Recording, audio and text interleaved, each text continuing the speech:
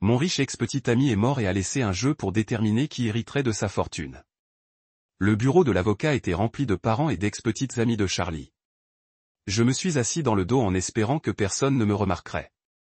Sa mère me tirait des poignards. Elle m'a toujours blâmé pour la rupture et maintenant elle m'a blâmé pour bien pire. Monsieur Charlie Williams a laissé des instructions précises. L'avocat a annoncé que sa succession de 670 000 $ sera distribuée en fonction de votre performance dans ce jeu Jeopardy. Son frère s'est moqué. C'est dingue et elle ne devrait même pas être là. Il m'a pointé dessus. Pas après ce qu'elle a fait. Mademoiselle Hammer a été invitée. L'avocat a continué, créant le tableau de jeu. Des catégories sont apparues. Les habitudes de Charlie, les antécédents médicaux, les derniers mois, les secrets personnels, et cette nuit-là. Première question pour 100. La routine matinale de Charlie comprenait 7 boissons spécifiques. Sa sœur a bourdonné. Chaque protéinique. Erreur. Je bourdonnais à contre-cœur. Thé vert au miel. Pas de caféine après son diagnostic. Quel diagnostic? La voix de sa mère était forte. L'avocat a continué sans répondre.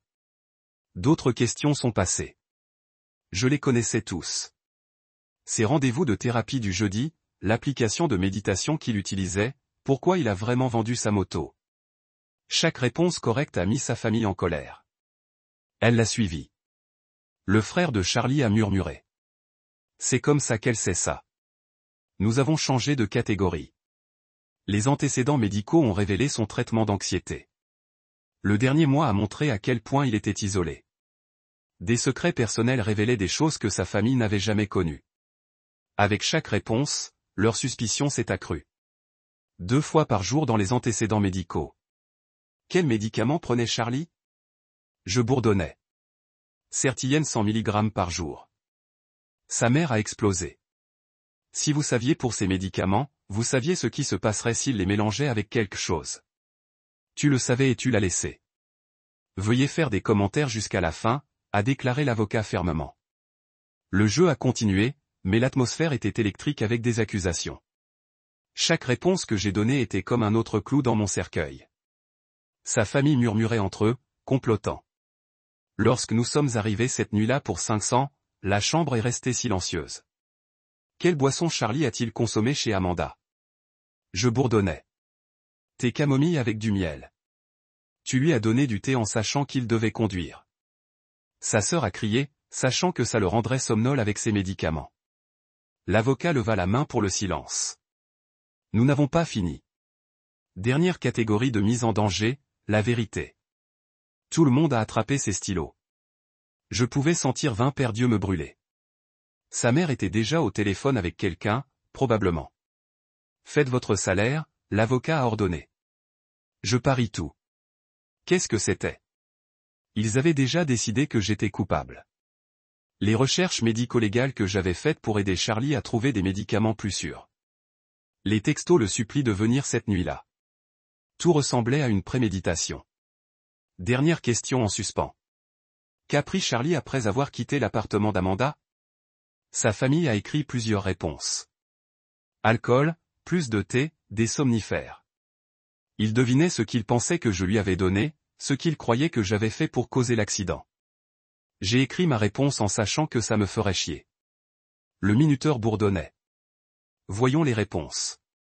Son frère. Alcool. Erreur. Sa sœur dormant des médicaments. Erreur. Sa mère. Quoi qu'Amanda l'ait empoisonnée. L'avocat s'est secoué la tête. Amanda, ta réponse. Je me suis retourné. Diffère-l'hydramine. Dose massive. La chambre a éclaté. Elle l'admet. Elle savait. Appelez les secours. Son frère était déjà en train de composer. Attendez.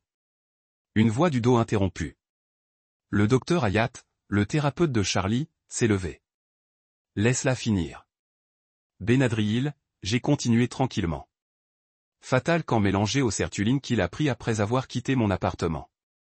Après le thé inoffensif après avoir appelé le docteur Hayat pour discuter de son plan, la police est arrivée tout comme le docteur Hayat a avancé. Charlie m'a appelé cette nuit-là pour m'assurer que certaines personnes étaient protégées. Il était très précis sur le timing. Protégé de quoi? La mère de Charlie a exigé de la faute. Le docteur Hayat a dit simplement qu'il savait que le thé fournirait une mauvaise direction, rendre Amanda suspect tout en étant complètement inoffensif. Vous dites que sa sœur n'a pas pu finir. Le jeu n'est pas fini, a annoncé l'avocat. La dernière question vaut tout le domaine. Qu'est-ce que Charlie a laissé dans son coffre? Ce n'était pas sur le tableau. C'était nouveau. Tout le monde semblait confus sauf le docteur Hayat, qui a sorti une clé. Amanda, vous avez une chance. Qu'y a-t-il dans la boîte? Mes mains se sont serrées. J'ai pensé à ça hier soir. Charlie insiste sur le thé qu'il détestait. J'ajoute du miel. L'étrange au revoir. La façon dont il m'avait tenu comme il le mémorisait. Son journal. Je murmurais. C'est exact. L'avocat a produit un cahier usé. Dois-je lu la page marquée? Reste demandé et sur Spotify maintenant. Consultez le lien dans la description ou les commentaires. Rachel Williams a tenu la main et la chambre est restée calme sauf la mère de Charlie qui a continué à crier que j'étais un meurtrier. La voix de Rachel a traversé tout, ferme et professionnelle, annonçant que le journal était dans un coffre-fort scellé à la First National Bank, et que son contenu déterminerait la distribution finale. Elle a expliqué que Charlie avait laissé des instructions précises sur le moment et la façon d'accéder au journal. Sa mère a crié que tout était faux, que j'avais tout manipulé, que son fils n'aurait jamais planifié ça. Le frère de Charlie s'est soudain jeté sur la table vers moi. Deux cousins l'ont pris par les bras et l'ont tiré en criant que j'avais tué Charlie et que tout le monde le savait. Rachel s'est levée et a dit qu'elle appellerait la sécurité si les gens ne pouvaient pas se contrôler. Le frère n'arrêtait pas de se battre contre les cousins, son visage rouge et ses veines éclatent dans le cou. Rachel a pris le téléphone sur son bureau et a dit que la police attendait déjà dehors pour parler avec plusieurs personnes, y compris moi, et que tout le monde devait coopérer ou faire face à des accusations d'obstruction. La chambre est finalement devenue calme. Sa mère pleurait, son bras autour des épaules. Rachel a recueilli ses papiers et a dit que des officiers mèneraient des entrevues dans les salles de conférence en bas de la salle. Elle m'a regardé directement et a dit que je devais venir avec elle. L'inspecteur Élise Napier s'est présenté dans une. 3 organismes que j'avais choisis avaient coordonné pour créer un fonds conjoint au nom de Charlie, axé plus particulièrement sur l'éducation à la sécurité des médicaments et la prévention du suicide pour les personnes souffrant de dépression et d'anxiété. Ils m'ont envoyé une invitation à l'événement de lancement et m'ont demandé si je voulais être impliqué d'une manière publique, peut-être parler de Charlie ou aider avec la collecte de fonds. J'ai refusé la partie parlante parce que je ne voulais pas être le visage de cette histoire ou avoir à expliquer notre relation et sa mort aux étrangers. Mais j'ai accepté d'assister à des réunions de planification et d'aider à déterminer sur quoi le fonds se concentrerait. C'était comme la seule chose significative à sortir de tout le cauchemar, transformer le domaine de Charlie en quelque chose qui pourrait réellement aider les gens au lieu de simplement enrichir sa famille ou moi. Summer est venu et j'ai réalisé que je n'avais pas visité la tombe de Charlie depuis les funérailles. J'ai conduit au cimetière un samedi matin 3 mois après la lecture du testament. Sa tombe était dans une section plus récente avec un simple marqueur plat montrant son nom et ses dates. Quelqu'un, probablement sa mère, avait laissé des fleurs qui commençaient à se faner dans la chaleur. Je suis resté là un moment à essayer de savoir quoi dire. Toutes les déclarations profondes que j'avais imaginées sur le disque étaient fausses quand j'ai essayé de les former en mots réels. J'étais toujours en colère contre lui pour la manipulation, pour m'utiliser comme un accessoire dans sa performance finale, pour ne pas se soucier de ce que sa mort et son plan me feraient. J'étais aussi triste qu'il ait tant souffert et n'ait pas trouvé une autre issue. Je traitais le traumatisme d'être accusé de meurtre par des gens qui pleuraient aussi la même personne que j'aimais. Rien n'était simple, propre ou résolu.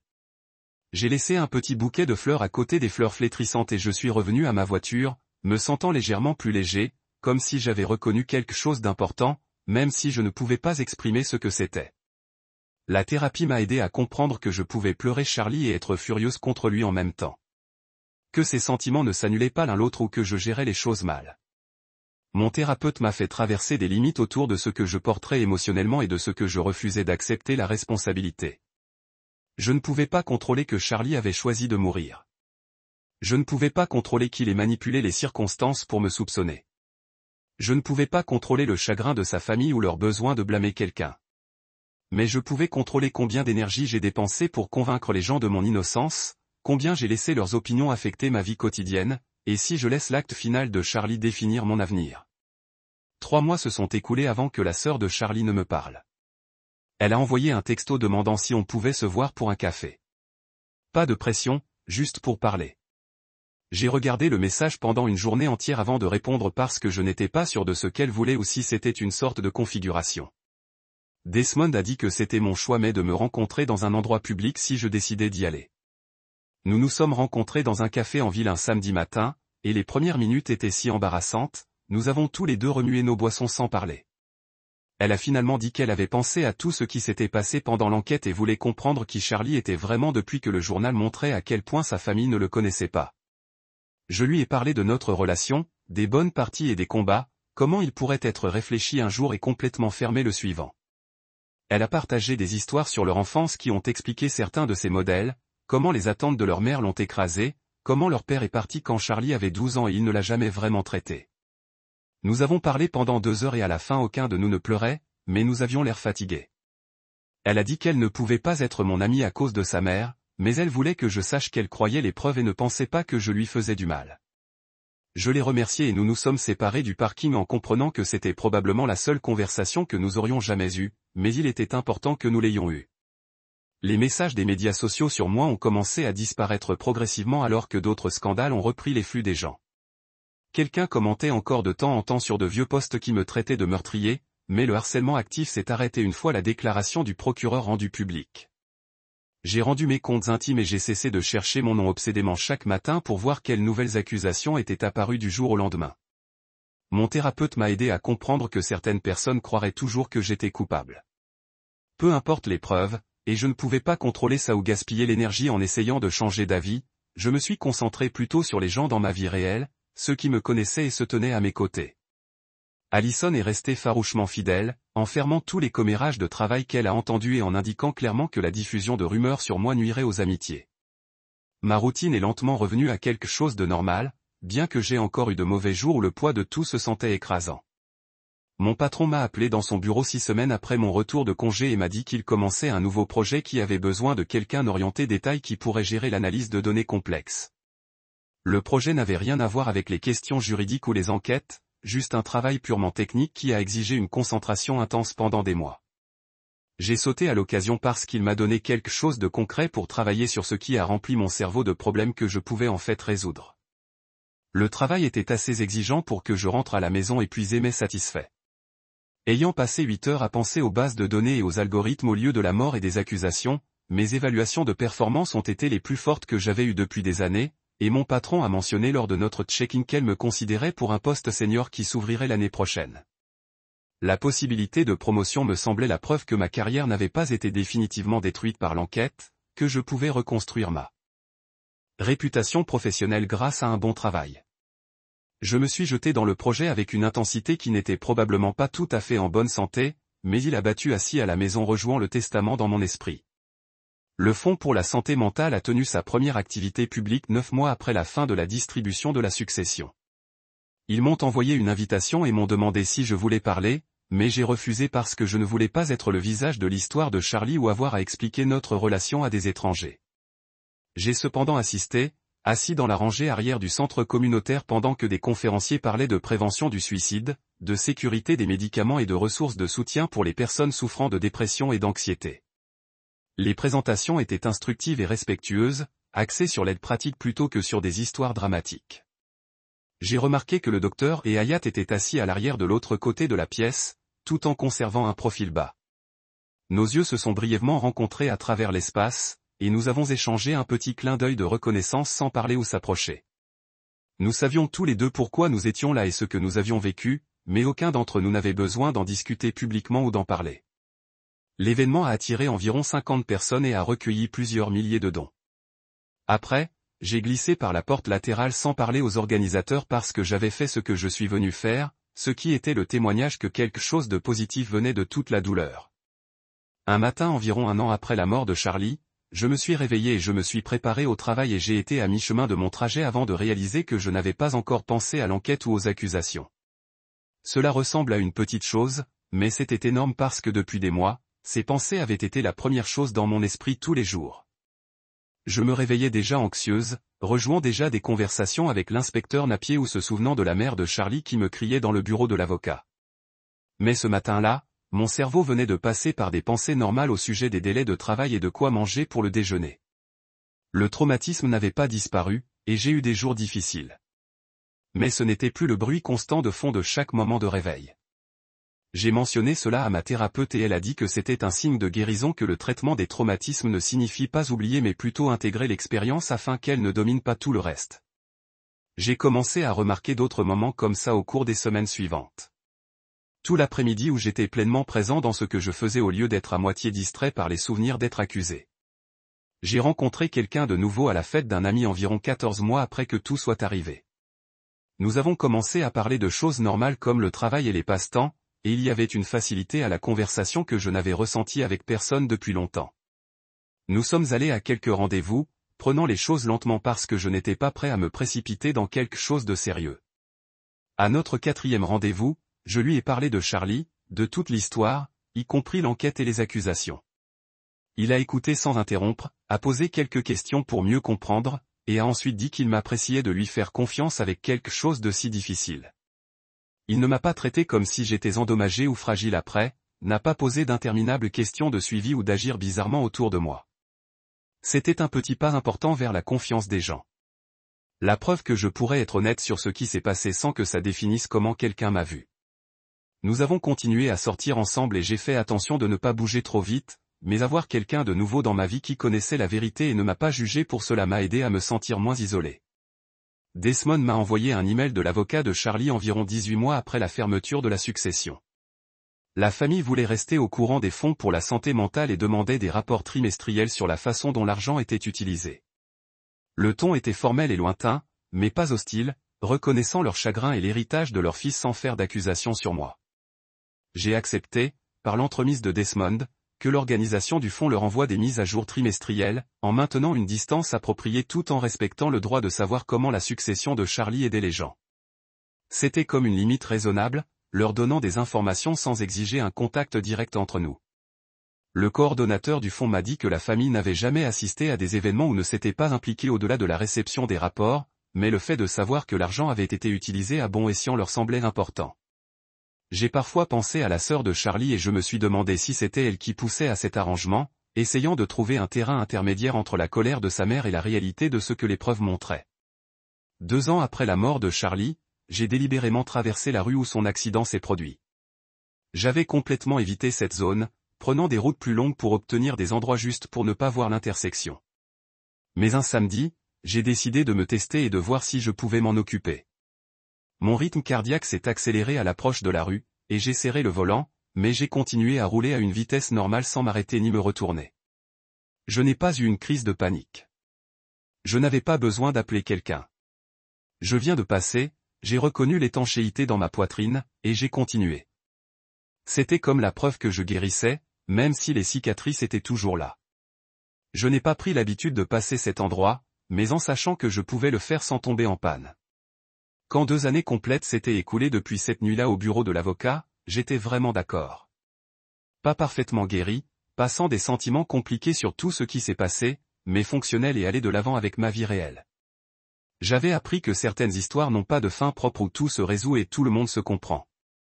Le fait d'être innocenté n'a pas effacé l'expérience d'être accusé, n'a pas annulé les mois de gens qui pensaient que j'étais un meurtrier, n'a pas réparé la relation avec la famille de Charlie.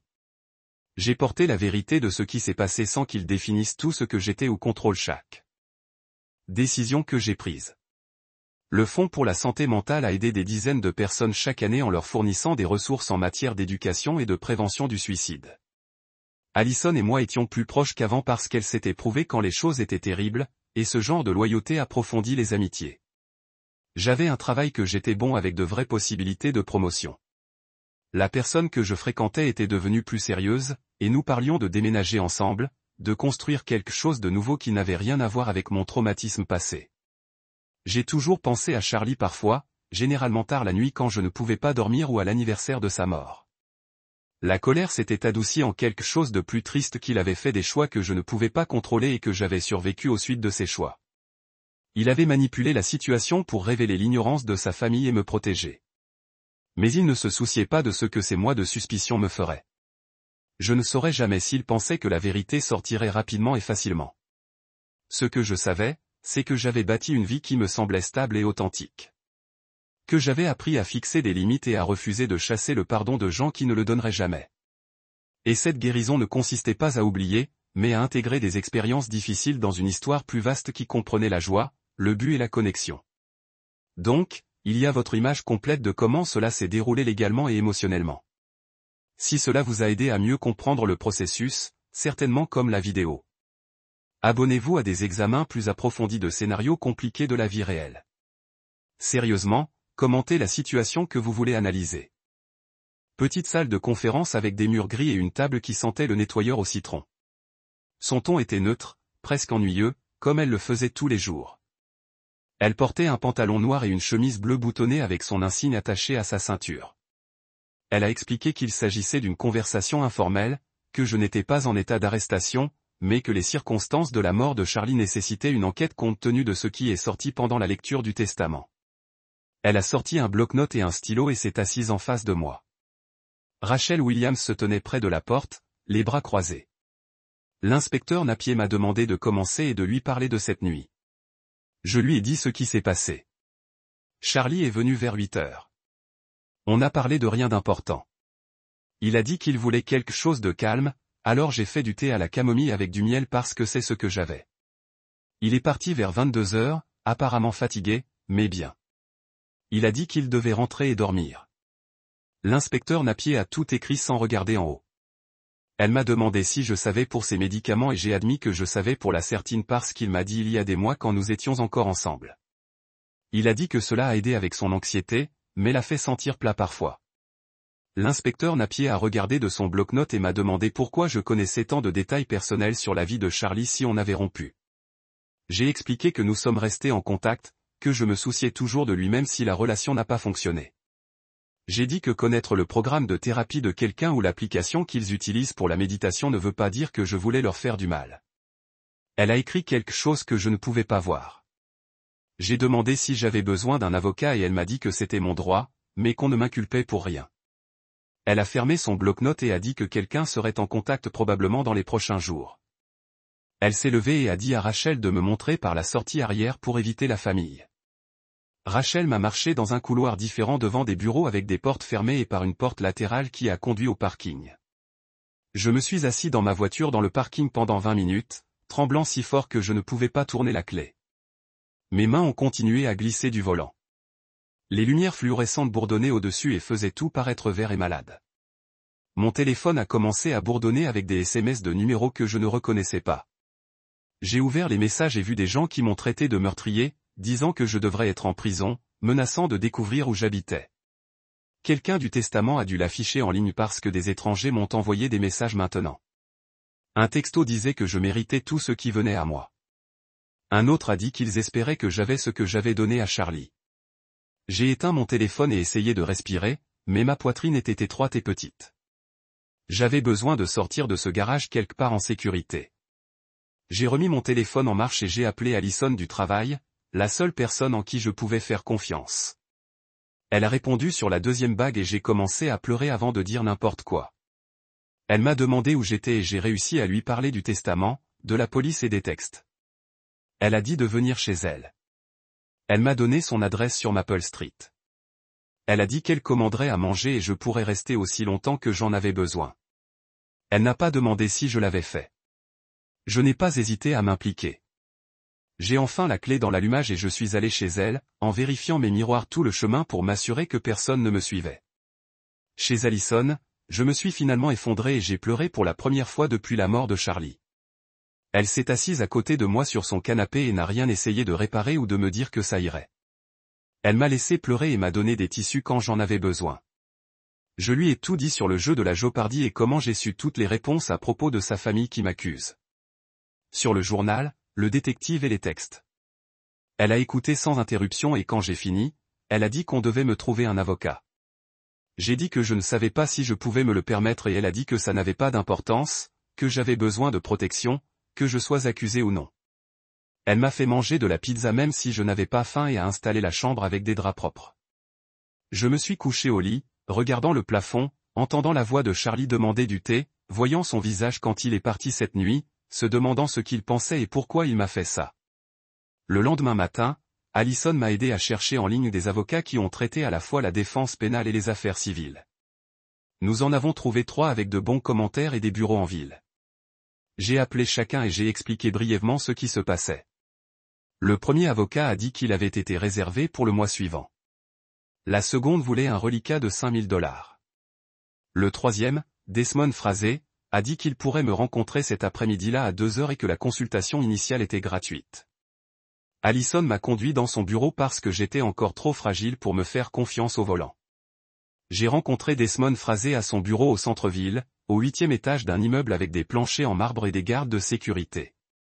Son bureau était petit mais organisé avec des livres de droit surplombant un mur et une fenêtre donnant sur la rue. Il avait peut-être 50 ans avec du gris dans ses tempes et des lunettes filées. Quelque chose à propos de sa façon calme et régulière de bouger m'a fait me sentir moins comme si j'allais m'effondrer. Il m'a serré la main et m'a dit de m'asseoir et de prendre mon temps pour lui dire tout. J'ai retracé toute l'histoire depuis ma relation avec Charlie jusqu'à la rupture jusqu'à la lecture du testament. Il a pris des notes dans un paillasson jaune et ne m'a jamais interrompu. Quand j'ai fini, il a posé son stylo et a expliqué que le thé était presque certainement inoffensif, mais que je devais arrêter de parler à quiconque de cette affaire sans lui présent. Il a dit que la police, la famille, tous les journalistes qui pourraient appeler, plus personne ne reçoit d'informations de moi. Il m'a interrogé sur mes finances et je lui ai dit que j'avais peut-être 3000 économies. Il a dit qu'il travaillerait avec moi sur le paiement et qu'en ce moment la priorité était de s'assurer que je n'ai pas accidentellement dit quelque chose qui pourrait être utilisé contre moi plus tard. Ce soir-là, Desmond m'a appelé chez moi pour passer en revue ce qui allait se passer. Il a dit que l'enquête se concentrerait sur 3 questions principales et je devais être prêt pour toutes. J'étais au courant de l'interaction médicamenteuse entre sertraline et diphénhydramine avant la mort de Charlie. Ai-je une raison de vouloir lui faire du mal? Je lui ai donné les pilules ou lui ai dit de les prendre? J'ai dit à Desmond que je ne savais même pas ce qu'était diphénhydramine jusqu'à ce que l'avocat le dise au testament. Que je pensais que c'était un médicament d'ordonnance dont je n'avais jamais entendu parler. Il a dit qu'on devait écrire tout ce que je savais et que je ne savais pas. Faites une chronologie de chaque conversation avec Charlie ces dernières semaines. Ce qui s'est passé ce soir-là. Le lendemain matin, l'inspecteur Napier a appelé le bureau de Desmond pour m'interroger. Desmond lui a dit qu'il nous fallait 3 jours pour se préparer et elle a accepté de l'organiser jeudi après-midi au poste de police. J'ai pris un congé et j'ai passé des heures au bureau de Desmond à tout traverser. Il m'a demandé comment nous nous sommes rencontrés, pourquoi nous avons rompu, quand nous avons recommencé à parler. Il m'a fait écrire tous les SMS dont je me souvenais depuis le mois dernier, chaque appel téléphonique, ce dont on a parlé quand Charlie a visité la dernière nuit. Nous avons établi un dossier détaillé des faits, et Desmond a continué de souligner que je devrais m'en tenir à ce que je savais en fait, pas deviner les pensées ou les sentiments de Charlie. Pendant ce temps, la famille de Charlie a commencé à publier sur les médias sociaux. Ils n'ont pas utilisé mon nom directement, mais c'était évident. Sa mère a partagé de vieilles photos de Charlie avec des légendes sur la façon dont son tueur marchait libre pendant qu'il souffrait. Son frère a posté sur le système de justice des familles défaillantes et comment certaines personnes s'en sortent avec le meurtre parce qu'elles sont bonnes pour mentir. Leurs amis et parents ont partagé les messages et ajouté des commentaires sur ce qui devrait arriver aux gens qui empoisonnent les autres. Des suggestions de plus en plus violentes sur la vengeance et la justice de rue. J'ai fait l'erreur de lire les commentaires une nuit et je ne pouvais pas dormir après. Mercredi, je savais que je devais dire à mon patron ce qui se passait parce que les médias sociaux se répandaient et que quelqu'un au travail les verrait éventuellement. J'ai prévu une réunion et le représentant des RH s'est assis pour prendre des notes pendant que j'expliquais la mort de Charlie, la lecture du testament et l'enquête. Mon patron était sympathique, a dit qu'elle était désolée pour ce que je traversais, mais je pouvais voir l'inquiétude sur son visage sur ce que cela signifiait pour la compagnie. Elle a demandé si je m'attendais à être inculpé et j'ai dit que mon avocat ne le pensait pas, mais nous étions encore au milieu de tout. La représentante des RH m'a dit qu'elle me soutiendrait, mais m'a demandé de les tenir informés de tout fait nouveau qui pourrait affecter mon travail. Cet après-midi-là, Desmond a appelé pour dire, Dr Hayat avait contacté son bureau. Le thérapeute voulait aider, mais a expliqué qu'il était lié par les règles de confidentialité des patients même après la mort de Charlie, à moins qu'un tribunal l'oblige légalement à partager des informations. Desmond a dit que nous aurions probablement besoin d'invoquer les dossiers de thérapie, qui se sentaient horribles, comme violer la vie privée de Charlie encore une fois, mais ce pourrait être la seule façon de prouver ce qui s'est vraiment passé cette nuit-là. Je détestais que les conversations finales de Charlie avec son thérapeute se fassent traîner au tribunal, mais je détestais être accusé de meurtre plus. Jeudi est venu et j'ai rencontré Desmond au poste de police en ville. Nous sommes allés dans une salle d'entretien avec l'inspecteur Napier et un autre officier qui n'a pas beaucoup dit, a juste regardé et pris des notes. L'inspecteur Napier était professionnel et méthodique, en passant par tout dans l'ordre chronologique. Elle s'est interrogée sur mon histoire de relation avec Charlie, les raisons de notre rupture, pourquoi nous sommes restés en contact après. Elle s'est interrogée sur la nuit où il est mort, sur l'heure où il est arrivé, sur ce dont nous parlions, sur son apparence, sur ce que je lui ai servi, sur l'heure où il est parti. Je me suis accroché au fait comme Desmond m'avait entraîné. Je ne me suis pas demandé si Charlie semblait déprimé ou ce qu'il avait peut-être prévu. Desmond a parfois interrompu pour clarifier une question ou rediriger quand l'inspecteur Napier a posé des questions sur mes interprétations au lieu de mes observations. Puis l'inspecteur Napier a sorti un dossier et m'a montré des impressions de mon historique de recherche sur Internet depuis 2 mois avant la mort de Charlie. Recherche sur les interactions sertulines, les médicaments pour l'anxiété, les effets secondaires des antidépresseurs. Mon estomac les regardait parce que je savais à quel point ça avait l'air mauvais. Desmond a immédiatement expliqué qu'il s'agissait de recherches de réduction des méfaits, que j'essayais d'aider Charlie à trouver des solutions de rechange plus sûres après qu'il se soit plaint des effets secondaires de ces médicaments, sans chercher des moyens de le blesser. L'inspecteur Napier a fait des notes mais n'a pas commenté. Après l'entrevue et nous avons quitté la station, Desmond m'a dit que les recherches semblaient mauvaises mais n'étaient pas une preuve d'intention, d'autant plus qu'elles se sont produites des semaines avant la mort de Charlie et qu'elles étaient clairement de formation plutôt que de planification ciblée. Il a dit que la vraie question était ce que le journal disait parce que les propres mots de Charlie porteraient plus de poids que les hypothèses de quiconque sur ce qui s'est passé. La semaine suivante, Rachel Williams a déposé une requête en vue d'accéder au journal sous le sceau du tribunal aux fins d'examen de la preuve. Elle a soutenu que le contenu était nécessaire pour exécuter correctement la volonté et pourrait contenir des informations pertinentes pour l'enquête de police. Le juge d'instruction a prévu une audience pour la semaine suivante. Je suis retourné au travail et j'ai essayé d'agir normalement, mais je sentais que les gens me regardaient différemment. Des collègues avec qui j'avais été amical ont soudain trouvé des raisons de m'éviter dans les couloirs. D'autres regardaient quand ils pensaient que je ne regardais pas. Au déjeuner, Allison est resté près, assis avec moi à la cafétéria, même si j'ai à peine touché ma nourriture. Quelqu'un à une table voisine a fait un commentaire juste assez fort pour qu'on sache que les gens s'enfuient avec un meurtre. Allison s'est immédiatement retourné et leur a dit d'attendre des faits réels avant de répandre des rumeurs sur des choses dont ils ne savaient rien. La femme avait l'air stupéfaite et m'a fait des excuses, mais je pouvais sentir mon visage brûlant de honte et de colère. Je suis retourné à mon bureau et j'ai essayé de me concentrer sur le travail, mais mes mains tremblaient encore depuis le déjeuner. Mon téléphone a sonné 15 minutes plus tard et j'ai répondu sans vérifier l'identité de l'appelant. Les cris ont commencé immédiatement. La voix de la mère de Charlie était si forte que j'ai dû tenir le téléphone loin de mon oreille.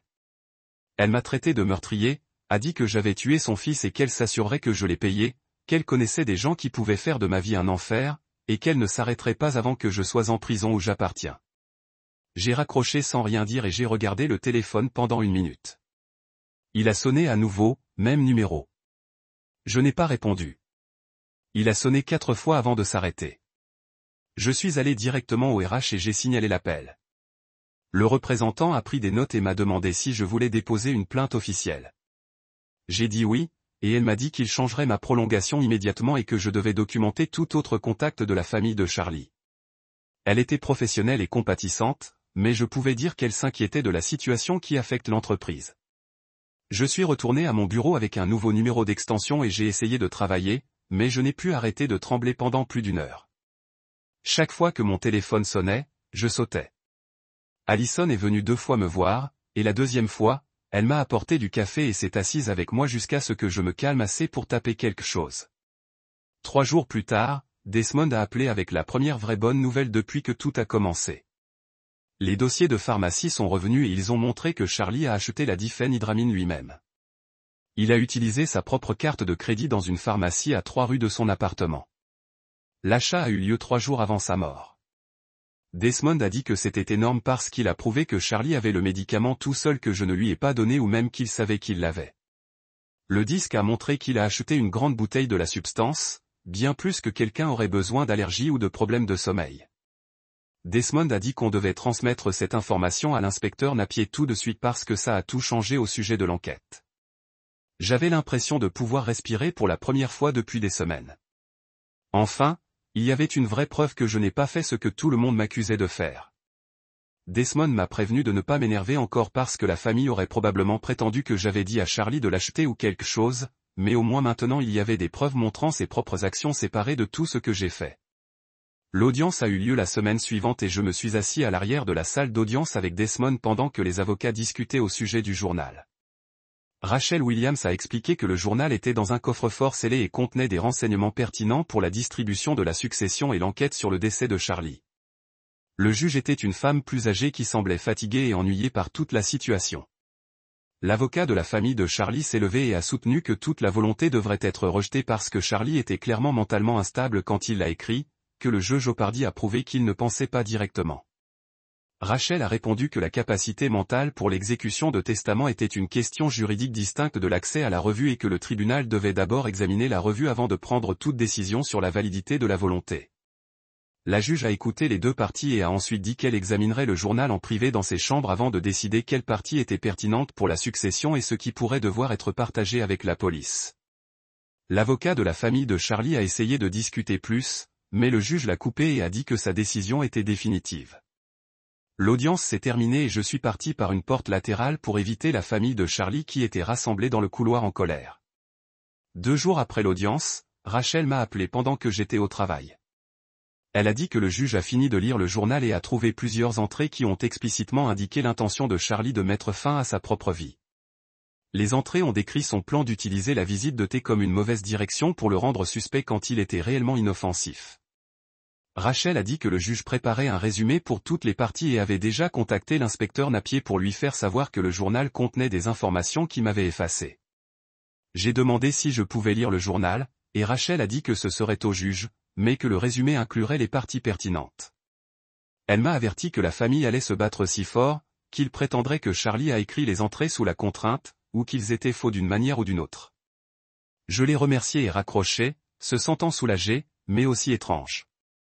Une partie de moi voulait lire ce que Charlie a écrit, mais une autre partie de moi avait peur de voir ces véritables mots planifier tout ça. L'inspecteur Napier a appelé Desmond le lendemain, demandant une autre réunion. Son ton était complètement différent cette fois. Nous nous sommes rencontrés à nouveau au poste de police, et elle a commencé par dire que l'enquête était toujours en cours, mais que les entrées du journal ont changé sensiblement l'image. Elle a demandé si Charlie m'avait parlé de suicide et je lui ai dit la vérité. Il a lutté avec la dépression et nous en avons parlé parfois quand nous étions ensemble, mais il ne m'a jamais dit qu'il prévoyait activement de mourir. S'il l'avait fait, j'aurais essayé de l'arrêter ou de l'aider davantage. L'inspecteur Napier a pris des notes et a posé des questions sur sa thérapie avec le docteur Hayat. J'ai dit que je savais qu'il allait à la thérapie, mais il n'a pas partagé les détails de ce qu'ils ont discuté parce que c'était privé. Elle m'a demandé si j'avais remarqué des changements dans son comportement dans les semaines précédant sa mort, et j'ai dit qu'il semblait fatigué et stressé, mais pas plus que d'habitude. La réunion a duré environ 30 minutes, et à la fin, l'inspecteur Napier a dit qu'elle serait en contact. Au fur et à mesure que l'enquête se poursuit, Desmond dit ensuite que c'est bien, que son-on suggère qu'il s'éloigne de moi en tant que suspect.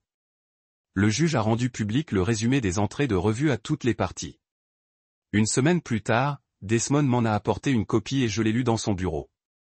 L'écriture de Charlie était exactement comme je m'en souvenais, soignée et précise. L'entrée a commencé environ 2 mois avant sa mort. Il a écrit sur le sentiment piégé par les attentes de sa famille et leur ignorance totale de qui il était réellement. Il a écrit qu'il voulait me protéger de la faute tout en exposant à quel point sa famille connaissait peu sa vie. Une entrée a dit que le thé serait parfaitement inoffensif mais parfaitement suspect. Que sa famille supposerait immédiatement que je l'ai empoisonné ou drogué parce qu'ils m'ont toujours blâmé pour tout. Une autre entrée décrit avoir appelé le docteur Hayat après avoir quitté mon appartement pour créer un calendrier clair montrant qu'il était vivant et fonctionnel après notre visite. Il a écrit que la vérité finirait par sortir dans le journal et la piste de preuve qu'il créait, mais qu'il y aurait une période où je serais soupçonné, et il était désolé à ce sujet, mais il était nécessaire pour son plan de travail. La lecture de ces paroles m'a rendu malade. Il savait exactement ce qui m'arriverait, et il l'a fait de toute façon. Je me suis assis 3 fois dans le bureau de Desmond pour lire le résumé et me sentir plus en colère contre chaque lecture. Charlie m'a utilisé. Il m'a fait faire partie de son acte final sans demander, sans se soucier de ce que ça me ferait. Il a écrit qu'il m'aimait et voulait me protéger, mais ensuite il m'a mis en place pour être accusé de meurtre par sa propre famille. La manipulation était juste là dans son écriture. Il a planifié tous les détails en sachant que sa famille me blâmerait d'abord et croire à la vérité plus tard. Apparemment, il pensait que ça valait la peine de me mettre en enfer tant que la vérité m'a finalement effacé. Je voulais lui crier dessus, mais il était mort, donc tout ce que je pouvais faire était de m'asseoir là tremblant de colère et de chagrin mélangés. Desmond m'a laissé m'asseoir tranquillement et m'a demandé si j'allais bien. J'ai dit non, mais je le serais éventuellement. Il a dit que c'était une réponse normale et que tout le monde serait furieux de lire quelque chose comme ça. Le truc bizarre, c'est que Charlie me manquait quand il était en colère. Le chagrin est compliqué comme ça. Desmond a déposé une requête la semaine prochaine afin d'accéder aux appels du Dr Hayat et aux notes de séance sous assignation. La motion soutenait que les dossiers étaient nécessaires pour étayer les allégations du journal au sujet de l'appel téléphonique de Charlie ce soir-là. On devait prouver que Charlie a appelé le médecin après avoir quitté mon appartement comme il l'a écrit dans le journal. L'avocat du Dr Hayat a répondu en quelques jours qu'il ne se battrait pas contre l'assignation si elle était correctement émise par le tribunal. La réponse a reconnu que les circonstances particulières de l'affaire justifiaient de violer les règles normales de confidentialité. Desmond a dit que c'était bien parce que cela signifiait que le Dr Hayat comprenait la situation et ne allait pas rendre les choses plus difficiles en se battant pour garder tout scellé. Le tribunal a approuvé la citation à comparaître et a donné au médecin Hayat 2 semaines pour produire les dossiers pertinents. Je me sentais mal de traîner les notes du Dr Hayat dans tout ça, mais j'avais besoin de chaque preuve que je pouvais prouver que je n'ai pas tué Charlie. Les notes de séance sont arrivées au bureau de Desmond 10 jours plus tard. Ils ont confirmé tout ce qu'a dit le journal. Charlie a appelé le Dr Hayat à 22h47 le soir de sa mort, soit 20 minutes après qu'il ait quitté mon appartement. Les notes décrivaient leur conversation dans un langage professionnel, mais le sens était clair. Charlie a dit au Dr Hayat qu'il était calme et résolu à propos de sa décision. Ils ont discuté des arrangements définitifs et Charlie a spécifiquement mentionné s'assurer que certaines personnes seraient protégées contre la responsabilité. Les notes disaient que Charlie sonnait paisible et que le Dr Hayat essayait de le convaincre de venir pour une séance d'urgence, mais Charlie refusait. Le Dr Hayat a indiqué qu'il estimait que Charlie était en danger immédiat, mais que Charlie était un adulte ayant une capacité de refus d'intervention. Les notes se sont terminées par l'écriture du Dr Hayat qu'il se sentait impuissant, mais légalement il ne pouvait pas forcer Charlie à un traitement. La lecture des notes a rendu l'ensemble plus réel. Ce n'était plus la version de Charlie dans son journal. La documentation professionnelle du Dr Hayat a confirmé tout ce que Charlie a écrit sur son plan et son timing. 2 jours après avoir reçu les notes de séance, Desmond a reçu une lettre de l'avocat de Charlie. La lettre indiquait que la famille avait l'intention de porter plainte contre moi pour mort injustifiée, peu importe ce que l'enquête criminelle avait trouvé. Leur affirmation était que même si je n'ai pas directement causé la mort de Charlie, j'ai créé les circonstances qui l'ont mené. Ils ont soutenu que j'aurais dû reconnaître son état mental, que l'invité cette nuit-là était imprudent vu sa dépression, que j'avais le devoir de le protéger, et j'ai échoué. Desmond m'a lu la lettre au téléphone et j'ai entendu la frustration de sa voix. Il a dit que c'était surtout posturant qu'ils savaient que leur affaire était faible, mais ils essayaient de me forcer à abandonner tout héritage de la succession. Il a dit qu'on devait le prendre au sérieux, mais que même les procès faibles coûtaient de l'argent à défendre et que le processus serait stressant. J'ai demandé combien cela coûterait de se battre et il a dit potentiellement des dizaines de milliers selon la distance qu'ils ont poussée.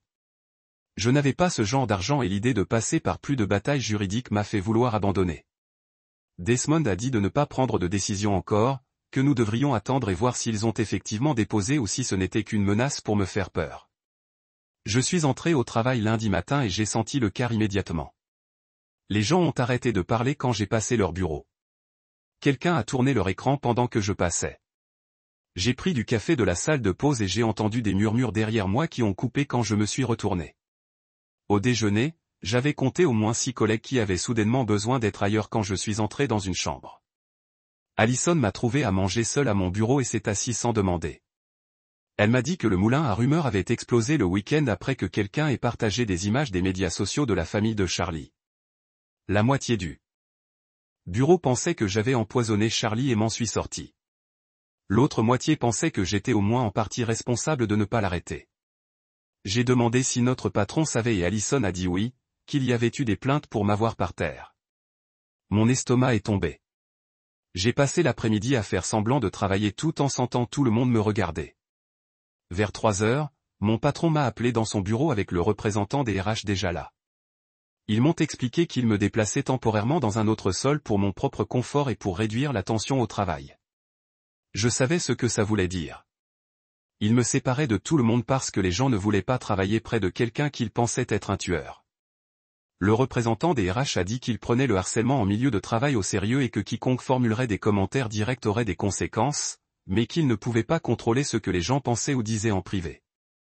J'ai emballé mes fournitures de bureau dans une boîte cet après-midi pendant que mes collègues faisaient semblant de ne pas regarder. Allison m'a aidé à porter tout au nouveau plancher, qui était principalement des cabines vides utilisées pour les travaux de débordement. Elle était furieuse, disant que c'était mal, que je ne devrais pas être puni. Je lui ai dit que c'était bien, que j'avais juste besoin de traverser ça. Le lendemain matin, Allison n'était pas à son bureau. Je lui ai envoyé un texto et elle a dit qu'elle avait été écrite pour avoir affronté quelqu'un qui a fait un commentaire sur moi dans la salle de pause hier. Apparemment, elle leur avait dit de se taire et de s'occuper de leurs affaires, et l'autre personne l'a dénoncé pour avoir créé un environnement de travail hostile. Je me sentais malade de savoir qu'elle devait faire face à des conséquences pour me défendre. Desmond a appelé 3 jours plus tard pour dire que le rapport toxicologique était revenu. Sa voix semblait différente, plus soulagée. Le rapport montrait des niveaux létals de Diffie associés à la sertuline, aucun alcool, et seulement des traces de thé de camomille qui avaient aucune interaction pharmacologique avec quelque chose dans le système de Charlie. Les notes de l'examinateur médical précisaient que le thé n'était pas pertinent à la cause du décès. Desmond avait déjà partagé le rapport avec l'inspecteur Napier, qui a reconnu que cela confirmait essentiellement ce que disait le journal. Le thé que j'avais servi à Charlie était complètement inoffensif. Ça ne l'a pas rendu somnole, n'a pas interagi avec ses médicaments, n'a pas contribué à sa mort d'aucune façon. Charlie avait pris le Benadryl lui-même après avoir quitté mon appartement, probablement dans sa voiture en fonction de la chronologie. La toxicologie a prouvé sans aucun doute que rien de ce que je lui ai donné n'a causé ou contribué à ce qui s'est passé. Desmond a dit que c'était énorme pour l'enquête criminelle, mais m'a averti que la famille pourrait toujours poursuivre des actions civiles. J'ai demandé ce que cela signifiait, et il a dit que nous devions nous rencontrer en personne pour en discuter. Je me suis assis en face de Desmond dans son bureau 2 jours plus tard alors qu'il expliquait les poursuites pour mort injustifiée. Même si je ne serais pas accusé pénalement, la famille de Charlie pourrait toujours me poursuivre en justice civile. Il pouvait prétendre que j'étais négligent, que j'aurais dû reconnaître son état mental, que l'invité cette nuit a créé les circonstances qui ont mené à sa mort. Les poursuites civiles ont un fardeau de preuve inférieur à celui des affaires pénales. Il n'avait pas besoin de prouver que je voulais du mal, juste que mes actions ont contribué au résultat. J'ai demandé combien cela coûterait de se défendre contre quelque chose comme ça. Desmond se pencha en arrière et dit, des dizaines de milliers, potentiellement.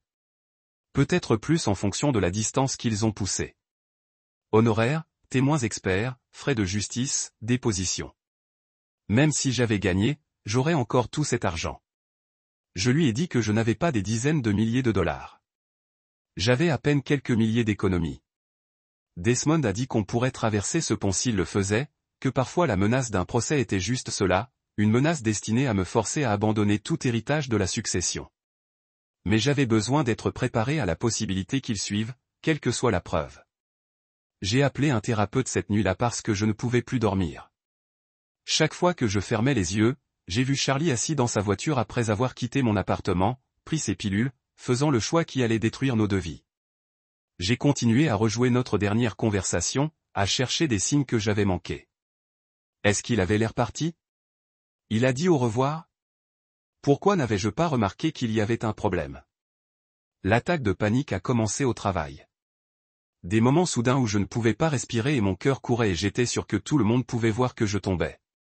Le thérapeute a eu une ouverture cette semaine-là et je l'ai pris même si je ne pouvais pas vraiment me le permettre. Son bureau était petit et calme, et elle ne m'a pas regardé comme si j'étais un meurtrier quand j'ai expliqué pourquoi j'étais là. Elle m'a demandé ce que j'avais besoin d'aide, et j'ai tout dit. Que je n'arrêtais pas de penser à cette nuit. Que je me sentais responsable même si tout le monde a dit que je ne l'étais pas. Que j'étais en colère contre Charlie pour m'avoir fait ça. Elle a écouté sans interrompre et a dit quelque chose qui a changé comment j'avais pensé à tout. Charlie a fait un choix. Elle a dit que son choix de mettre fin à sa vie était le sien, mais son choix de m'impliquer sans mon consentement, de m'utiliser dans son plan, de me mettre en place pour être blâmé par sa famille. C'était du mal qu'il a choisi de me infliger. Je pourrais le pleurer et être furieuse contre lui en même temps. Ses sentiments ne se sont pas annulés. Desmond a rappelé avec de nouvelles informations de la banque. Leur dossier montre que Charlie a visité son coffre-fort la veille de sa mort. Il est allé seul pendant les heures d'ouverture et a passé 40 minutes à l'intérieur de la chambre forte. La vidéo de sécurité de la banque lui a montré placer plusieurs objets dans la boîte, y compris ce qui semblait être un carnet. L'horodatage a prouvé qu'il était là moins de 24 heures avant sa mort. Cela a soutenu tout ce que la revue a dit sur la préméditation et la planification. Charlie n'avait pas pris de décision impulsive ce soir-là. Il avait tout préparé à l'avance, tout écrit, l'a enfermé là où on le trouverait après. Les preuves ne cessaient de construire une image de quelqu'un qui avait planifié chaque détail de sa mort, y compris comment me protéger de la faute finalement, tout en m'assurant que j'ai souffert en premier. Rachel Williams a envoyé un avis officiel à toutes les parties selon lequel le juge de probation avait prévu une audience pour déterminer si le mécanisme de jeu en jeu était juridiquement valide. L'audience porterait sur la façon dont la succession devrait être distribuée compte tenu de tout ce qui est sorti. La famille de Charlie se battait pour que le jeu soit complètement invalidé. Leur avocat a soutenu que Charlie était mentalement instable quand il a créé la volonté et que le jeu a prouvé son esprit malsain. Il voulait que la succession soit partagée à parts égales entre les parents du sang et moi exclus entièrement. L'audience a été fixée à 6 semaines, donnant à chacun le temps de préparer ses arguments. Rachel a dit que le juge soutiendrait probablement le testament puisque Charlie était sous soins psychiatriques et que son thérapeute ne l'avait jamais déclaré incompétent. Mais le défi de la famille signifiait plus de poursuites judiciaires, plus de temps dans les limbes, plus de chances pour eux de m'attaquer publiquement. D'autres preuves sont arrivées de l'enquêteur de Desmond.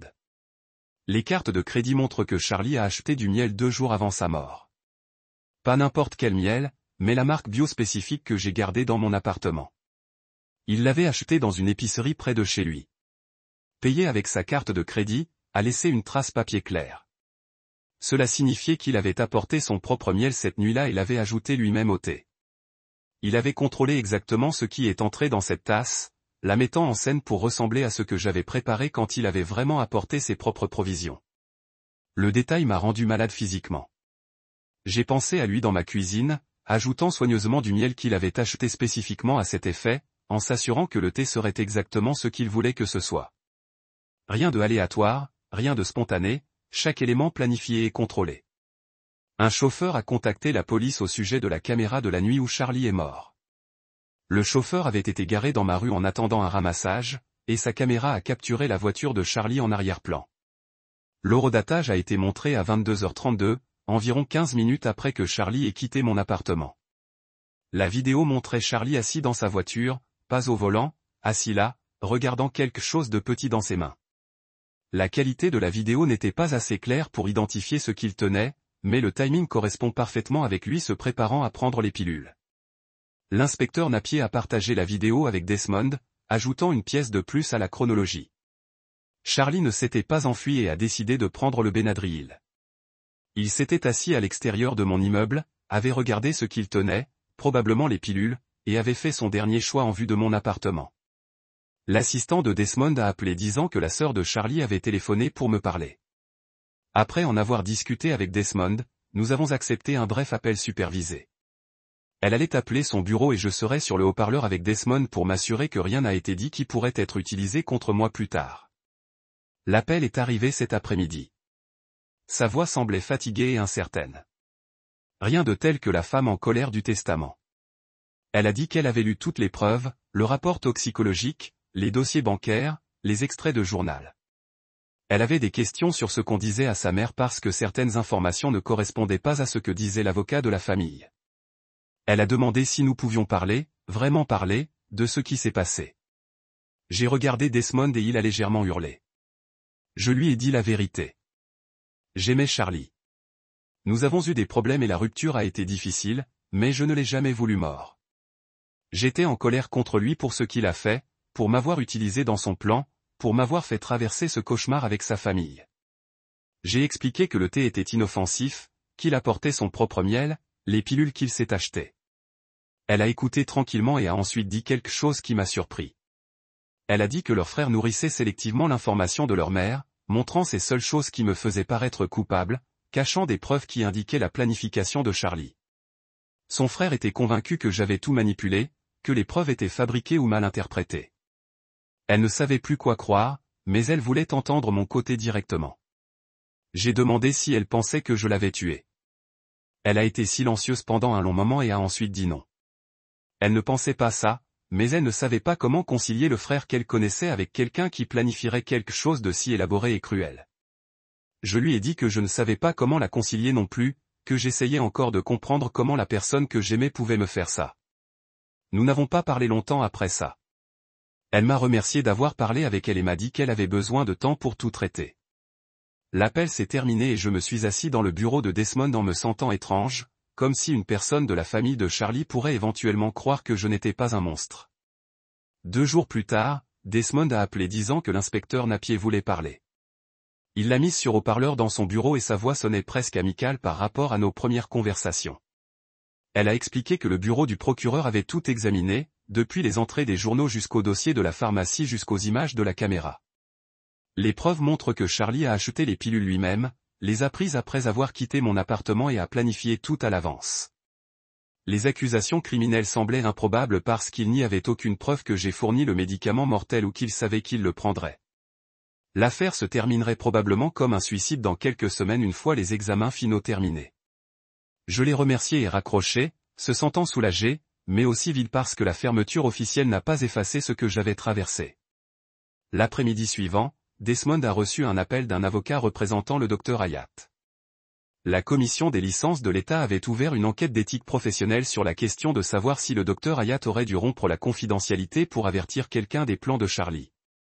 L'avocat a demandé si je fournirais une déclaration disant que je ne croyais pas que le Dr Hayat avait des informations qui lui auraient demandé d'avertir quiconque. Desmond a expliqué que cela pourrait aider le Dr Hayat à garder son permis, mais que je n'étais pas obligé de m'impliquer. J'y ai pensé pendant 10 secondes avant de dire oui. Le Dr Hayat s'était levé à la lecture du testament et a essayé d'expliquer ce qui s'est réellement passé quand tout le monde voulait me blâmer.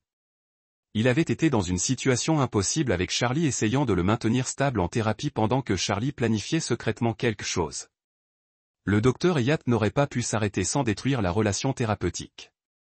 J'ai dit à Desmond de rédiger la déclaration et je la signerai. Le processus d'éthique prendrait des mois, mais au moins ma déclaration pourrait aider à montrer ce médecin. Hayat a fait ce qu'il pouvait dans les limites de ses obligations professionnelles. Desmond a envoyé l'ébauche de la déclaration ce soir-là, et j'ai lu à travers le langage juridique prudent expliquant que la conversation du Dr Hayat avec Charlie ne contenait pas de menaces ou de plans spécifiques qui déclencheraient un devoir d'avertissement. Je l'ai signé et je l'ai renvoyé, en espérant que ça changerait quelque chose dans une situation où tout le monde avait été blessé par les choix de Charlie. La situation au travail s'est aggravée avant qu'elle ne s'améliore. Quelqu'un a envoyé le message de la famille sur les réseaux sociaux à la principale liste d'emails de notre entreprise, avec des photos de Charlie et des accusations sur son tueur marchand gratuitement. J'ai découvert quand mon patron m'a appelé dans son bureau avec la représentante des RH qui était déjà assise là à l'air inconfortable. Ils m'ont montré la chaîne de courriels qui avait des dizaines de réponses allant du soutien à l'hostilité. HR a dû envoyer un message à l'échelle de l'entreprise au sujet du respect de la vie privée et de l'absence de harcèlement, ce qui n'a fait qu'aggraver les choses en attirant davantage l'attention sur la situation. Mon patron m'a suggéré de prendre un congé temporaire, car il donnait à tout le monde le temps de se calmer, mais je pouvais lire entre les lignes. Rester était devenu impossible avec des collègues soit m'éviter complètement ou faire des commentaires juste assez forts pour que j'entende. Je suis retourné à mon bureau et j'ai regardé mon écran d'ordinateur pendant 20 minutes avant d'appeler Desmond pour demander mes options. Il a dit que je pourrais probablement repousser et les forcer à me laisser rester, mais que combattre pour travailler dans un environnement hostile pourrait ne pas valoir le stress. J'ai parlé à Allison pendant le déjeuner et elle était furieuse à propos de tout ça, prête à déposer plainte contre tout le monde impliqué. Mais j'étais juste fatigué. Fatigué de me battre, fatigué d'expliquer, fatigué de me sentir comme si je devais prouver mon innocence tous les jours. Cet après-midi-là, je suis retourné à mon patron et au RH et j'ai négocié un congé de 2 mois à temps partiel. Cela me permettrait de me concentrer sur les situations juridiques sans le stress quotidien des collègues hostiles qui observent chaque mouvement. Ils sont d'accord rapidement, probablement soulagés de me faire sortir du bureau pendant que les choses s'arrangent. Allison a promis de me tenir au courant de tout ce qui était important et d'arrêter les rumeurs quand elle le pouvait, bien que nous savions tous les deux qu'elle ne pouvait pas contrôler ce que les gens disaient quand je n'étais pas là. J'ai nettoyé mon bureau ce vendredi, ramenant mes quelques objets personnels tout en essayant d'ignorer les escaliers des cabines autour de moi. Le lundi suivant, Desmond a reçu une lettre de l'avocat de Charlie. J'ai conduit à son bureau pour le lire ensemble, et il m'a remis les pages avec une expression neutre qui ne m'a rien dit sur ce à quoi s'attendre. La lettre proposait des modalités de règlement pour l'action civile. Ils abandonneraient la demande de décès illicite si je perdais tout héritage de la succession et signaient une déclaration disant que j'aurais dû reconnaître l'état mental de Charlie et faire plus pour empêcher sa mort. Desmond m'a regardé la lire 2 fois avant de parler. Il a dit que c'était vraiment un progrès parce que cela signifiait qu'ils savaient que leur cas était faible. Ils essayaient d'obtenir quelque chose par règlement plutôt que de risquer de perdre au tribunal et de ne rien obtenir. J'ai demandé ce qui se passerait si je refusais et il a expliqué qu'ils allaient probablement déposer la plainte de toute façon, ce qui signifierait des mois de déposition et des frais juridiques et plus d'accusations publiques. La déclaration qu'il voulait que je signe a été rédigée avec soin afin d'éviter d'admettre la responsabilité juridique tout en leur donnant quelque chose qu'ils pouvaient qualifier de reconnaissance. J'ai dit à Desmond que j'avais besoin de temps pour y réfléchir, et il a dit qu'on avait 2 semaines pour répondre avant qu'il ne dépose le procès. J'ai passé ces 2 semaines à aller-retour, en colère qu'il voulait que je signe tout ce qui me suggérait d'être responsable, mais aussi épuisé par l'idée de les combattre au tribunal pendant des mois. Allison a dit que je devrais leur dire d'aller en enfer, que signer n'importe quoi les laissait gagner. Mon thérapeute a dit que seul je pouvais décider ce qui me laisserait aller de l'avant avec le moins de dommages. En fin de compte, j'ai dit à Desmond que je voulais attendre et voir ce qui s'est passé avec l'audience d'examen avant de décider du règlement parce que la question de l'héritage pourrait se résoudre de toute façon. L'audience a eu lieu 3 semaines après la lecture du testament, et la salle d'audience était plus petite que prévu. La mère de Charlie était assise au premier rang avec son frère, tous les deux regardant droit devant et refusant de me regarder. Sa sœur s'assit quelques rangées en arrière, et quand nos yeux se rencontrèrent brièvement, elle donna un petit clin d'œil qui aurait pu être une reconnaissance ou juste une tique nerveuse. Le juge a examiné le langage du testament, le mécanisme de jeu de la Jeopardy et les entrées de journal qui ont expliqué les intentions de Charlie. Rachel Williams a présenté des arguments sur la raison pour laquelle le jeu était légalement valide selon les instructions claires du testament. Alors que l'avocat de la famille soutenait que Charlie avait été mentalement instable et que tout devrait être rejeté. Le juge a écouté les 2 parties, a posé quelques questions sur l'authenticité de la revue, et si Charlie avait été sous la contrainte quand il a écrit le testament, puis a annoncé sa décision. Le mécanisme de jeu Jeopardy était inhabituel mais juridiquement valide parce que le langage du testament était clair et Charlie avait été compétent quand il l'avait créé des mois avant sa mort. Cependant, le juge a fait remarquer que la volonté comprenait des dispositions pour les dons de bienfaisance et que la distribution finale devrait tenir compte des intentions énoncées par Charlie dans la revue concernant la protection de certaines personnes et l'exposition d'autres personnes. Je ne savais pas exactement ce que cela signifiait, mais Desmond semblait satisfait de la décision. Puis le juge a dit qu'il y avait une autre question à traiter. Le journal contenait une lettre scellée adressée spécifiquement au tribunal, et le juge avait décidé de la lire à haute voix dans le dossier d'audience. La salle d'audience est devenue complètement silencieuse alors que le juge a ouvert l'enveloppe et sorti 2 pages manuscrites. Le juge a lu les paroles de Charlie d'un ton plat et professionnel qui les a d'une certaine façon rendues plus difficiles. Charlie a écrit qu'il avait planifié sa mort avec soin et qu'il en avait pris l'entière responsabilité. Il a conçu le jeu Jeopardy pour forcer sa famille à affronter combien il savait peu sur sa vie réelle tout en me protégeant par la révélation éventuelle de la vérité.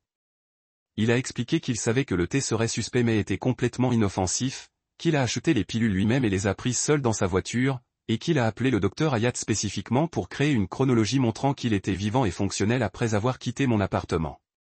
Il a écrit qu'il s'attendait à ce que sa famille me blâme d'abord et qu'il était désolé de m'avoir fait subir cela, mais qu'il avait besoin de quelqu'un pour regarder suspect pour que l'enquête révèle toutes les preuves de sa planification. La lettre se terminait par des instructions sur la répartition de la succession, y compris des montants précis pour les organismes de santé mentale, et une déclaration selon laquelle je ne devrais recevoir ma part que si j'ai choisi de l'accepter, sans obligation ni jugement. Lorsque le juge a terminé la lecture, personne n'a bougé ou parlé pendant plusieurs secondes. Je me sentais malade d'entendre la voix de Charlie à travers ces mots, de comprendre pleinement pour la première fois comment il m'avait utilisé comme un accessoire dans sa performance finale. La mère de Charlie a fait un bruit étouffant et a commencé à pleurer, tout son corps tremblant de sobs qui remplissait la salle d'audience tranquille. Son avocat et le frère de Charlie ont essayé de la réconforter pendant qu'elle répétait qu'elle ne savait pas. Elle n'en savait rien. J'ai ressenti une réelle sympathie pour son chagrin en ce moment, malgré tout ce qu'elle avait dit de moi et m'a fait ces dernières semaines. Elle avait perdu son fils et a découvert qu'elle ne le connaissait pas du tout, et cette double perte était visible dans chaque sanglot. Le juge a appelé une pause et tout le monde a déposé dans le couloir sauf la mère de Charlie, qui est restée à son siège en pleurant pendant que son avocat parlait tranquillement avec elle. Desmond et moi avons attendu dans une petite salle de conférence en bas du couloir, sans parler, juste assis avec le poids de ce que nous avions entendu. Quand nous sommes retournés à la salle d'audience 30 minutes plus tard, l'avocat de la famille s'est approché de Desmond et a dit qu'ils avaient besoin de temps pour discuter de leur position sur le testament et l'action civile. Le juge a accepté d'ajourner pendant 2 semaines pour permettre à chacun de traiter la lettre et d'examiner les prochaines étapes. J'ai quitté le palais de justice par une sortie latérale, évitant les portes principales où j'avais vu des caméras de nouvelles s'installer. L'histoire était apparemment assez intéressante pour attirer l'attention des médias maintenant que la volonté dramatique de lire et de publier des révélations était devenue un disque public. Une semaine plus tard, Desmond a appelé disant qu'il avait reçu un avis officiel de l'avocat familial de Charlie. Ils abandonnaient entièrement le procès pour mort, mais exigeant que je ne reçoive aucun héritage de la succession. Leur avocat l'a conçu comme une position morale plutôt qu'une position légale, en écrivant que ce serait mal pour moi de profiter de la mort de Charlie, même si je ne l'ai pas causée, et même si la volonté a désigné l'argent pour moi. Desmond m'a lu la formulation exacte au téléphone, et j'ai pu entendre le langage juridique prudent essayant de revendiquer une position morale élevée tout en s'éloignant des affirmations qu'il savait qu'il ne pouvait pas prouver. Il a demandé ce que je voulais faire, et je me suis surpris en riant. Tout ça était absurde. Charlie avait manipulé tout le monde impliqué, m'avait utilisé comme appât pour la colère de sa famille, m'avait mis à travers des semaines de suspicion et d'enquête, et maintenant sa famille voulait me punir en prenant de l'argent que je n'avais jamais voulu en premier lieu. J'ai dit à Desmond que je ne voulais pas de l'héritage de toute façon, que prendre ça aurait envie d'accepter le paiement pour être utilisé dans le dernier acte de Charlie. On pourrait trouver les détails de le faire ou de le rediriger vers les organismes de santé mentale que Charlie avait spécifiés, mais je n'allais pas combattre sa famille pour de l'argent qui se sentait contaminé par tout ce qui s'était passé. Desmond m'a écouté m'expliquer ça au téléphone, et je l'ai entendu taper des notes en parlant. Il a suggéré que nous puissions structurer le don dans le cadre du règlement successoral, ce qui le rendrait officiel et empêcherait tout litige futur sur la question de savoir si j'ai essayé de profiter de la mort de Charlie. Nous avons passé l'heure suivante à examiner des options pour les organismes de santé mentale qui ont mis l'accent sur la prévention du suicide et le soutien aux personnes souffrant de dépression et d'anxiété. J'ai choisi 3 organisations dont Charlie avait parlé dans son journal, des endroits où il avait fait des recherches mais où il n'avait jamais demandé de l'aide. Desmond a dit qu'il décrirait la paperasse et coordonnerait avec Rachel pour faire partie du plan successoral final. 2 jours plus tard, mon téléphone a sonné avec un numéro que j'ai reconnu comme étant le poste de police. La voix de l'inspecteur Napier était différente de celle de l'enquête. Plus léger, moins prudent. Elle m'a dit que le bureau du procureur avait fait une déclaration officielle ce matin-là, refusant de déposer des accusations criminelles contre moi. La preuve était claire que Charlie avait acheté le médicament lui-même, l'a pris lui-même, et a fait tout ce qui était possible pour que ses actions semblent indépendantes de toute autre personne. Elle a dit que le dossier serait fermé comme un suicide sans circonstances suspectes. Je l'ai remerciée et elle s'est arrêtée avant de dire qu'elle était heureuse que l'enquête soit arrivée à la bonne conclusion, qu'elle savait que ces dernières semaines avaient été difficiles pour moi. Après avoir raccroché, je me suis assis sur mon canapé en regardant mon téléphone pendant longtemps. Aucune accusation ne voulait dire que je n'allais pas être arrêté ou poursuivi, mais ça n'a pas effacé les accusations ni les soupçons ni la façon dont la famille de Charlie me regardait. Le lendemain matin, je me suis réveillé à un courriel d'une adresse que je n'avais pas reconnue au début. Le sujet a dit de Sarah Williams, et mon estomac est tombé quand j'ai réalisé que c'était la sœur de Charlie. Le courriel était court, peut-être 5 phrases au total. Elle a écrit qu'elle avait lu toutes les preuves que l'avocat de la famille avait compilées, y compris les entrées de journal et les dossiers de pharmacie et les registres téléphoniques. Elle a dit qu'elle croyait à la preuve et qu'elle était désolée pour ce que j'ai vécu pendant l'enquête et à la lecture du testament. Mais elle a écrit que sa mère n'accepterait jamais ce que la preuve montrait, que le chagrin était trop et qu'il fallait blâmer quelqu'un.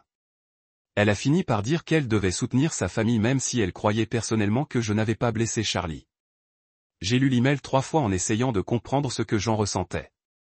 Une partie de moi appréciait qu'elle reconnaissait la vérité, mais une autre partie était en colère qu'elle ne tiendrait pas tête à sa mère ou à son frère. J'ai tapé une réponse en la remerciant d'avoir cherché, puis je l'ai supprimée. J'ai tapé une autre version disant que je comprenais la loyauté de la famille, puis j'ai supprimé ça aussi.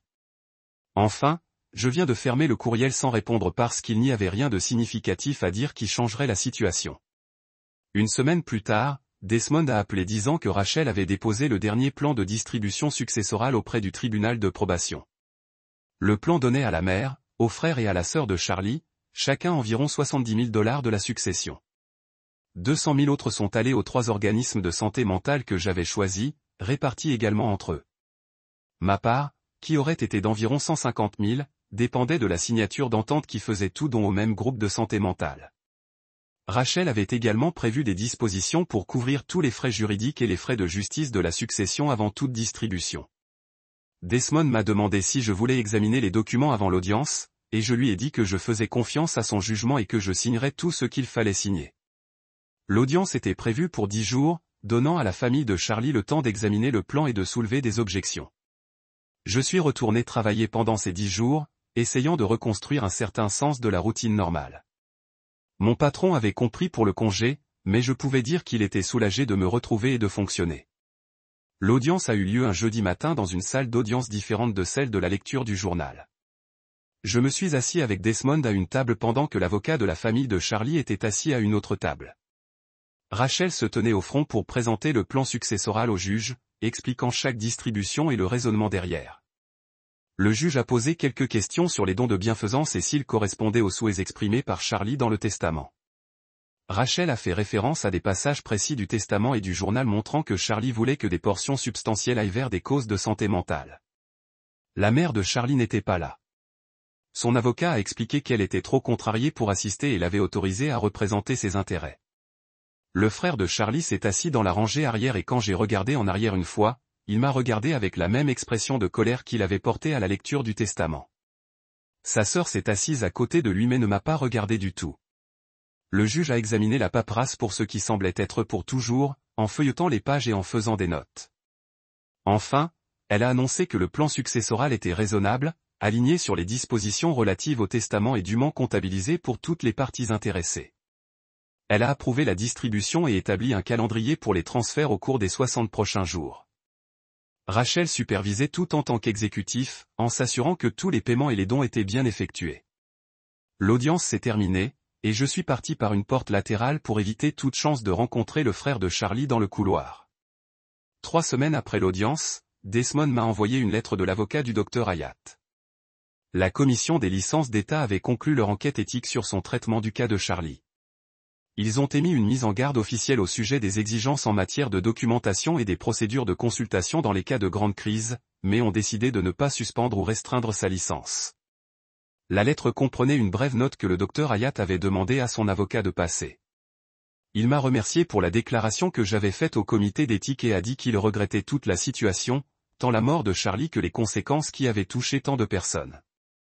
J'ai déposé la lettre et essayé de ne pas trop penser à combien de vies l'acte final de Charlie avait endommagé. Mon congé s'est terminé officiellement un lundi matin à la fin du printemps. Retourner dans le bureau me semblait étrange, comme retourner dans un endroit que j'avais quitté il y a des années au lieu de semaines. Les RH ont apparemment fait une formation sur la sensibilité pendant mon absence parce qu'il y avait une note de service dans ma boîte de réception sur le harcèlement en milieu de travail et des hypothèses sur les enquêtes en cours. La plupart de mes collègues étaient mal à l'aise avec moi, mais pas activement hostiles. Ils posaient des questions minutieuses sur ma façon de faire, puis ils ont changé le sujet rapidement quand j'ai donné des réponses vagues. Alison m'a rencontré à mon bureau avec un café et un vrai sourire. Elle m'a parlé de tout ce que j'avais raté, de projets de travail et de ragots de bureau. Plus tard, elle m'a dit qu'elle avait repoussé les rumeurs et les spéculations pendant que j'étais parti, arrêtant les conversations quand les gens ont commencé à faire des accusations ou des suppositions.